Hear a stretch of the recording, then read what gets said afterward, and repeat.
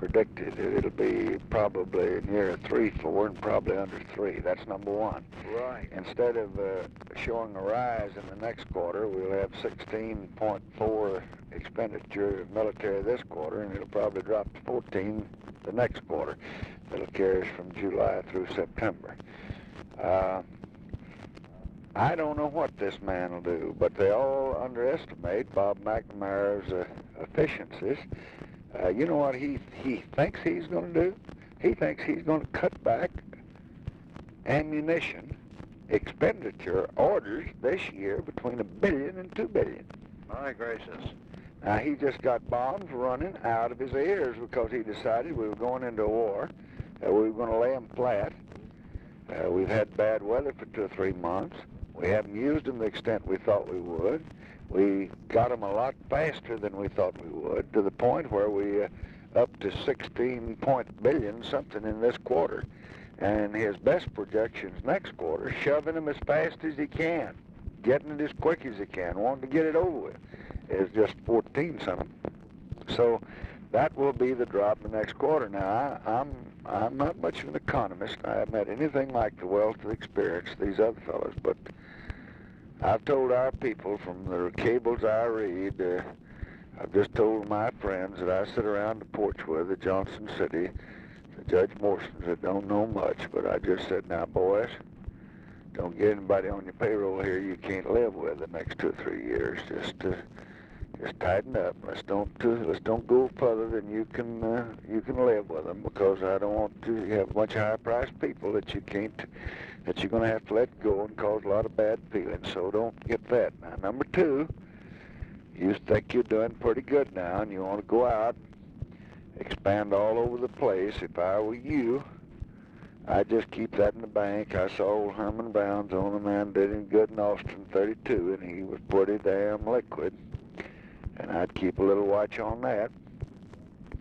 And number 3, every one of these promoters that come in and want to do everything from run a ship on the lake to go out here and add extra capacity of this little plant, you just tell them that what's going to happen when some morning Ho Chi Minh comes in and says, I've had enough.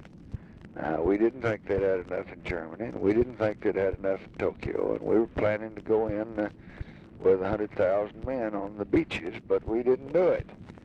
And I'm not going to tell anybody else this, Bill, and I don't put much credence in it. But before the day was over yesterday, I had the most realistic,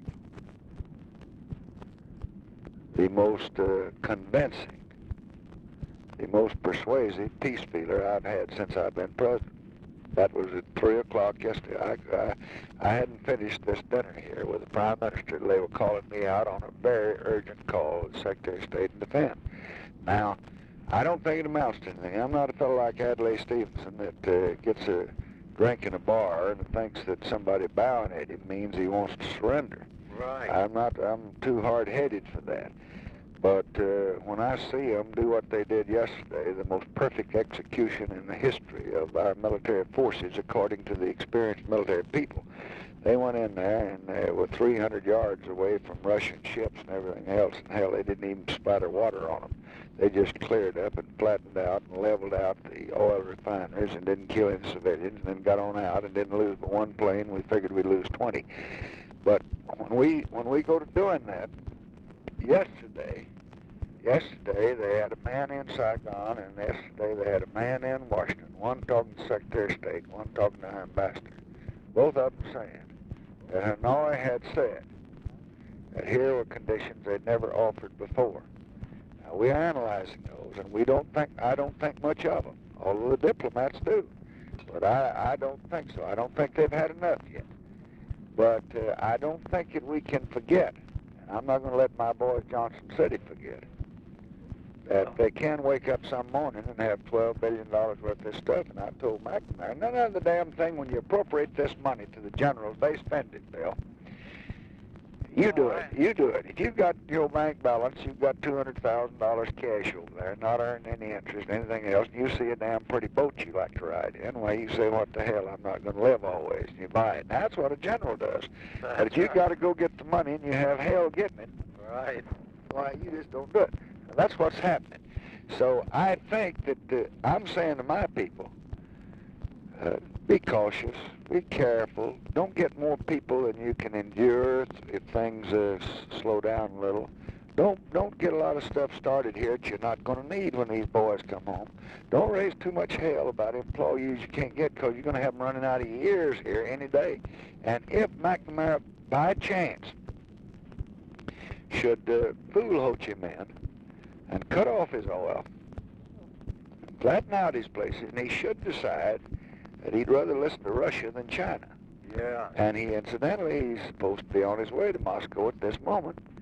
And the Chinese are just having hell inside their outfit. Right. So I think the prudent thing, if we could do it, the wise thing from everybody's standpoint, the would be for our people just not to get off of their drunken binge on spending, and to just hold things in reserve, because we're going to need every damn one of these plants, and we're going to need all these public buildings, and we're going to need all this highway building, and we're going to need everything just as soon as we turn some of these 3 million boys out of the Army. Well, that's right, but we've got a lot of programs that can be speeded up when that happens, and the only thing that impressed me in Dirksen yesterday was I think he's probably got something on your being a friend of austerity at this juncture. Now, you've been right along. There's no question about that, but you know how it is in this business better than I do. People forget that very quickly. And at the moment, I think if you could find some way of getting in the position of showing how aware you are of the inflationary threat and how anxious you are to contain it, and have that as a posture, and say just as soon as this thing is over, well, I'm going to go ahead with a lot of programs that we may have to postpone or phase out at this juncture. It seems to me that there's a good bit to what Dirksen's saying there. Well,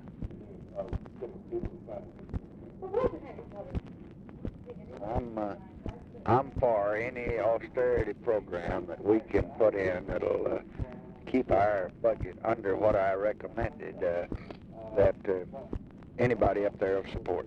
Right. So you just keep it up, and I appreciate your information. I'll follow through. All right, fine, and I hope you'll get a few days rest. I'm going to. When are you going to hospital? Well, I hope to go around the 15th. I'm going to get a... Walter Reed? Or are you going to Walter Reed? Or? No, I'm going to the medical center, I think. In New York? Yeah. No, here in Washington. Okay, Bill. Good luck. Fine. Thank you, sir.